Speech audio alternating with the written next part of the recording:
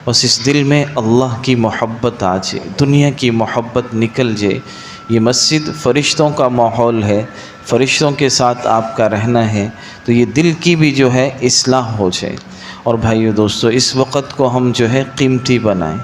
یہ چند دن ہیں، پورے رمضان کے بارے میں اللہ نے کہا ایام معدودات، کہ یہ چند دن ہیں، اور ان چند دن میں سے 10 دن اللہ نے آپ کو جو ہے اپنے گھر کا مہمان بنایا، تو آپ اس کو ایسا گزاریں، ایسا قیمتی بنائیں کہ اللہ کو آپ آ جائیں، کہ اللہ بار بار آپ کو سارے سال کے لیے ہی مسجد کا جو ہے اللہ تعالیٰ مسجد میں بار بار آنے والا آپ کو بنا دے۔ ہر لمحے کو جو ہے آپ عبادت بنائیں، یا آپ کا ہر لمحہ عبادت بن جائے۔ چند چیزیں ایسی ہیں اعتکاف میں جن کی آپ کثرت کریں۔ ایک تو کثرت سے قرآن کی تلاوت کریں۔ رمضان جو ہے یہ قرآن کا مہینہ ہے، اور حدیث میں قرآن کی تلاوت کے بڑے فضائل بیان کیے ہیں۔ اللہ کے نبی کا فرمان ہے من قرأ حرفا من کتاب اللہ، قرآن کا ایک تم حرف پڑھو گے اللہ اس پر 10 نیکیاں عطا فرمائیں گے۔ اور رمضان میں 10 کو 70 کے ساتھ ضرب دے لیں۔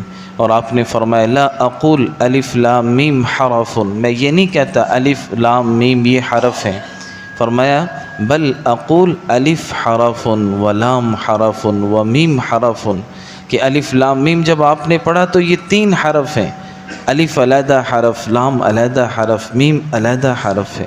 تو قرآن کی کثرت سے آپ جو ہے تلاوت کریں۔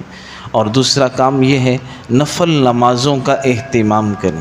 آپ مسجد میں ہی ہیں، چونکہ آپ کوشش کریں جو ہے تہجد کا اہتمام کریں۔ تہجد بہت قیمتی نماز ہے، تہجد کی مانگی ہوئی دعائیں کبھی رد نہیں ہوا کرتی۔ ایک موقع پر میں نے حدیث ایک جگہ پڑھا کہ جو آدمی اتنے مضبوط ہتھیار کو تھام لے گا کہ تہجد پڑھنے والا بن گیا، تہجد کی میں دعائیں والا بن گیا، تو یہ آدمی ساری دنیا کو فتح کر سکتا ہے۔ تہجد ناممکن کو ممکن بنانے والی چیز ہے، کہ جو ناممکن ہے تہجد میں آپ نے دعائیں اگر مانگ لی اللہ سے تو وہ ناممکن بھی ممکن ہو جائے گا۔ یہ تہجد کا اہتمام کریں۔ حدیث میں اللہ کے نبی نے فرمایا رات کے قیام کو لازم پکڑ لو، یہ ایسی چیز ہے کہ یہ تمہارے رب کے قریب ہونے کا ذریعہ، تمہارے گناہوں کے معاف ہونے کا ذریعہ ہے، اور تمہاری جسم کی صحت کا ذریعہ ہے۔ اور دوسری چیز جو ہے اسی طرح نفل نمازوں میں اشراق کی نماز کوشش کریں۔ حدیث میں آتا ہے فجر کے فوراً بعد نہیں سونا چاہیے۔ آپ لوگ ماشاءاللہ ساری رات بھی جاگتے ہیں، تھوڑا سا 1 گھنٹہ جاگ لیا کریں، اشراق پڑھ کے سوئیں۔ اشراق کا وقت کیا ہے؟ ابھی جو ہے جیسے سورج نکلے گا اس کے 10-15 منٹ بعد آپ پڑھ سکتے ہیں، اور اس میں حدیث میں کتنا ثواب ہے، بلکہ ہم سب کو اس کا اہتمام کرنا چاہیے۔ اللہ کے نبی اس کا اہتمام فرماتے تھے، ہمیشہ آپ فجر پڑھا کر اپنی مسجد میں ہی تشریف رکھتے، آپ اشراق پڑھ کے پھر مسجد تھے، اور آپ نے فرمایا کہ جس نے فجر کی نماز پڑھی اس کے بعد اپنی جگہ پر مسجد میں ہی رہا، قرآن ذکر اعمال رہا، سورج نکلنے کے بعد 2 رکعت نفل پڑھ لیے، اللہ ایک مقبول حج اور عمرے کا ثواب فرمائے۔ کتنی بڑی بات ہے بھائی، روزانہ ہم حج اور عمرے کا ثواب لے سکتے ہیں، اور وہ بھی اللہ کے نبی کہہ رہے ہیں حج عمرہ وہ جو کامل ہو اور مقبول ہو۔ کتنے لاکھوں روپے حج اور عمرے پہ لگتے ہیں، اللہ ہمیں یہاں ہی ثواب دے لیں۔ اس کوشش کریں جب آپ اٹھیں، اگر زوال سے پہلے تھوڑا اٹھیں تو چاشت کی نماز پڑھ لیں۔ حدیث میں چاشت کی 2 رکعت انسان کے جسم میں 360 جوڑ ہیں، اور ہر جوڑ کا آدمی کو صدقہ کرنا چاہیے۔ تو فرمایا اگر 2 رکعت چاشت کی نماز پڑھ لیں تو سارے جسم کے 360 جوڑ صدقہ ہو جائے گا۔ اور فرمایا جو چاشت کی نماز پڑھتا ہے اللہ تعالیٰ اس کے رزق میں بہت برکت عطا دیتے ہیں۔ چاشت کی ٹوٹل جو ہے 12 رکھتے ہیں، آپ 2 پڑھ لیں، 4 پڑھ لیں، 6 پڑھ لیں، جتنی آسانی ہو آپ کے لیے۔ اس طرح مغرب کے بعد نفل نماز اوابین کی ہے۔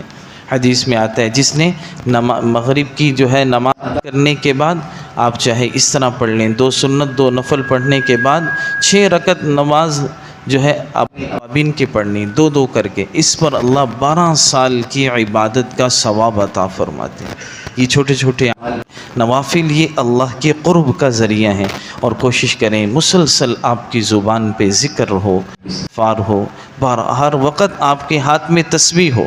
کوشش کریں موبائل وغیرہ فضول باتیں کسی سے بات نہ کریں، ہم مسلسل ذکر کرتے رہیں، استغفار کرتے رہیں، اور اپنی نیت کو بھی خالص کی رضا کے لیے رکھیں کہ کسی کو بتانا نہیں کہ ہم اعتکاف میں بیٹھیں، بس اس لیے بیٹھیں اللہ راضی ہو جائے، اخلاص ہمارے اندر ہونا چاہیے۔